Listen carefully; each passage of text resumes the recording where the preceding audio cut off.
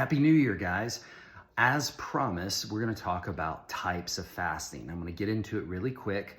If you want to take notes, I think that'll help because there's 4 types of fasting that are the primary types of fasting. There are a lot of different fasts out there, but I'm going to talk about the 4 most common ones that I've seen in my work for the last 20 years. Number 1 is intermittent fasting. Intermittent fasting has gained a ton of popularity in the last 7 to 10 years. Nobody knew anything about it before that, but in the last 7 to 10 years, it's blown up and is the most common one that I get asked about, and it's the most common one that I see videos on social media, etc. about. Technically, I like intermittent fasting, but I like it for the right people.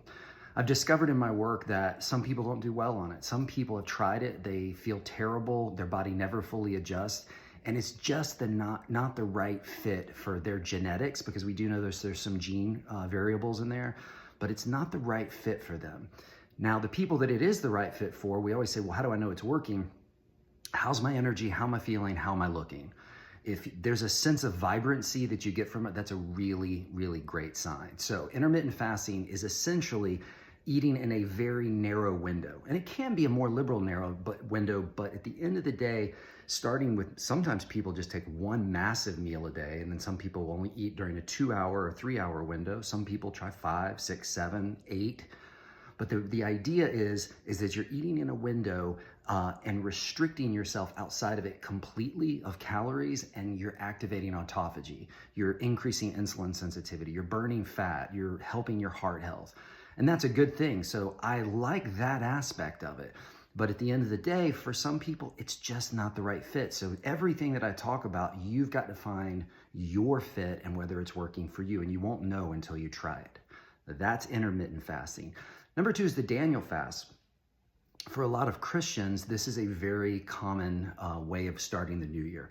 It's based on the book of Daniel and the 21-day fast. It's mostly like a vegan diet. It's a diet of fruits and vegetables, some limited grains, but no alcohol, sugar, meats of any kind, dairy, eggs. It's a vegan diet. Now, I look at this diet as helpful from a spiritual standpoint primarily. There's other benefits to it, especially sort of the cleansing element to it of just changing what your body's used to and getting the bad stuff out, which I hope you would do anyway. But there is value physically, but it's a very good spiritual practice.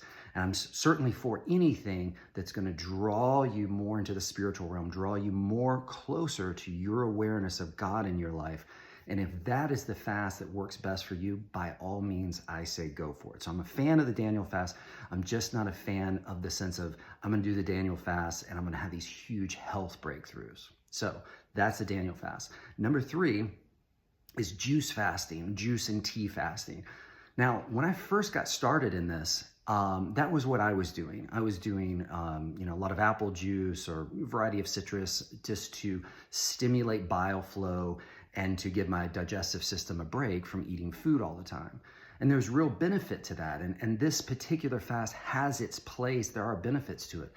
However, most people have significant issues with insulin and an addiction to glucose.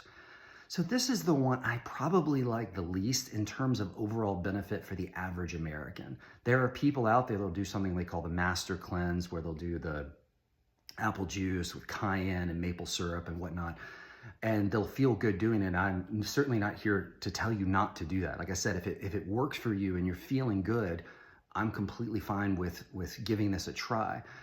But I suspect the average person watching this video is not, their blood sugar is not ready for that type of fast, or that they won't experience really good benefit from doing it that way. So that's my take on the juice fasting. If you want to try it, see how you feel, you can go for it. But number 4 is my favorite fast, and it's the water fast. And I didn't start doing this until, in the last few years. I mean, I've done all kinds of fasts over the year, but just going to strict water, I didn't realize how much benefit I was going to experience in terms of just cutting my addiction to food, cutting my addiction to sugar, and really turning on all those physiological processes I talked about in my previous videos. It's like giving your body maximum permission to cleanse and clean up itself and burn fat efficiently and get off of glucose addiction. And that's a really big deal. That's ultimately this huge benefit to fasting is making it so that now all of a sudden our body is burning hot and bright. It's cleaned up all these toxic cell waste products that we want to get rid of. And we're thriving. Our brain is working better. Our brain is working more efficiently. We're burning fat more efficiently. We're burning insulin more efficiently. And most of all, we're lowering inflammation. So if you're going to do a water fast, number one, talk to your doctor first. With any health therapy, it's always wise to just discuss it with your doctor and see if he thinks it's a good idea for you. Now, once we've established that of any kind of fast, I recommend starting with 1 day just to see how you feel. And the most important thing during that 1 day is you're going to be drinking a lot of water, and you put electrolyte powders in there. And there's all kinds of electrolyte powders out there. Just make sure that they are completely sugar-free. And unfortunately, some of them have hidden sugars in them, like LMNT, which I've used for years. I like what's in it, but they put maltodextrin in it, and they don't put it on the label. So ultimately, it's not helping us with fasting. So there's one, I believe, called Ultima that we like. There's a Jigsaw electrolyte powder that I like. And if you go just do your research, there's plenty that are sugar-free with plenty of minerals in them. But the idea is you're going to be hungry, and if you keep replenishing yourself with water with minerals, it staves off some of the appetite, and it helps with this process of reinvigorating yourself. So I like water fasting with electrolytes, and there's one little cheat code that you can do in the midst of it if you want to keep going further, because I just finished a 5-day water fast, but my cheat code is a little bit of black coffee, just a little bit of just organic black coffee scattered throughout it, and it just acts as like a safety net. It just sort of helps you along through. There's no calories. It's not stopping autophagy. There's no sugar. There's no protein. You're fasting when you drink it, but it's a nice little cheat code when you're really going big in the fasting department. So I can't wait to just see how everybody does. Leave comments for me. Let me know how your fast went. I would so appreciate it. Be sure to like and share with others that need this helpful information.